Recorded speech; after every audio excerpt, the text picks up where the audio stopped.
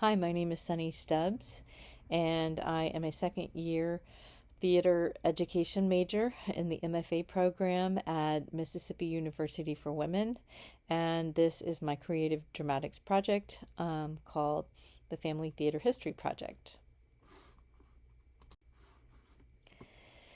So I was a high school theater teacher for a decade in Houston, Texas. And before that, I was an elementary school theater teacher. And before that, I was a middle school theater teacher. And what I found was often I had students that came into my class and they did not really feel like they were a part of theater. They might be interested in it, or especially at the high school level, they were probably needed a fine arts credit, and so they would come to my class. And so I created this project so that they would start to discover their own connections to theater that they already had.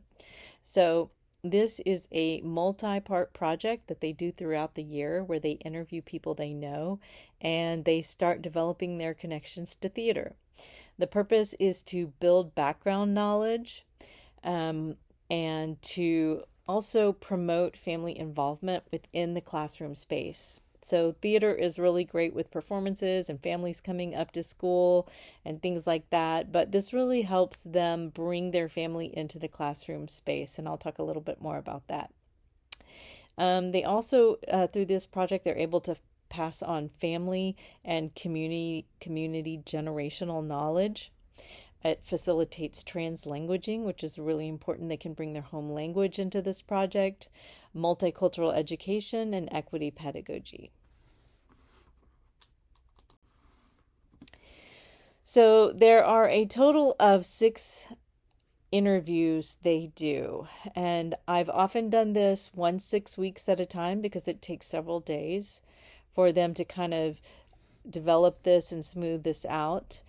And sometimes I've done it kind of as a long 2 or 3 week project. But the first thing they do is they write a self-reflection, so they kind of interview themselves.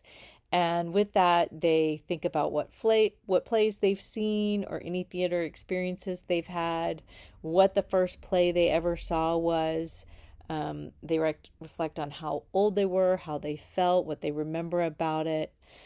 Then they think of what examples of theater they have at their school and in their community and in their city. And then they reflect on if they've ever been in a play or what kind of live performances they've participated in. And they do this as a reflection where they just kind of almost write it like a warm-up or a quick write and think about it. And then I ask them to go back and edit it and make it a little cleaner.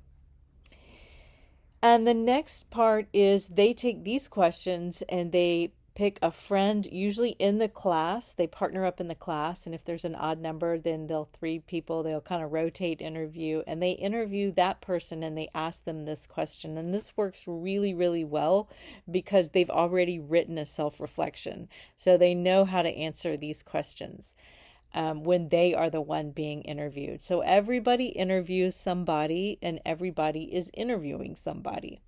And so then they have 2 almost sets of data, as you will. They have their personal reflection and then they have their friends interview. And the next thing is 2 parts, and this is the family interviews, and this is really important.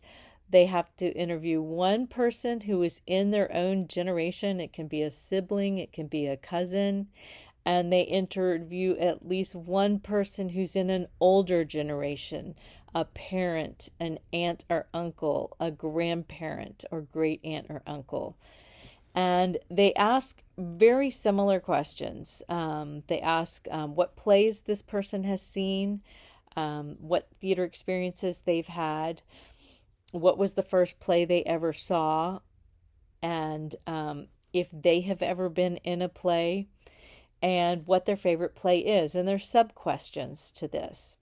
Now, I will step to the side for a second and I'll say these are really, really fascinating. Students are always astounded that they're parents have seen a play before, and they get really excited because I hear over and over again, I had no idea my parents had been to a play. I had no idea my grandparents had been to a play. So that's really, really cool that they get that information going and they start to build their own history of theater.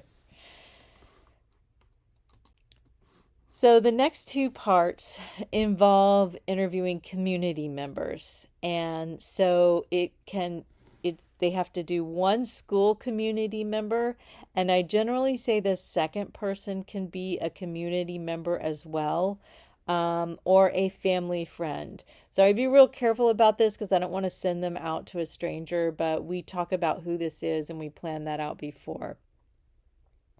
And they ask the same questions.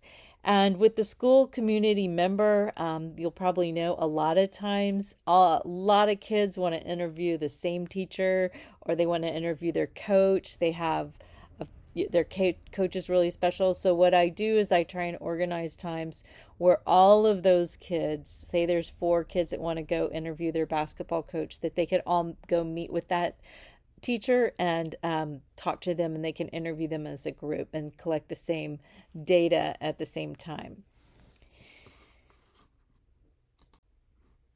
So when they get all of this interview data together, here's what each one has to have. It has to have written notes on a template that I give them, 1 paragraph reflection on what they learned, and then they have to have a picture of the student and the person they interviewed. And when they write that 1 paragraph reflection, we do citations, we do like MLA and APA format. We get it really clean and tight.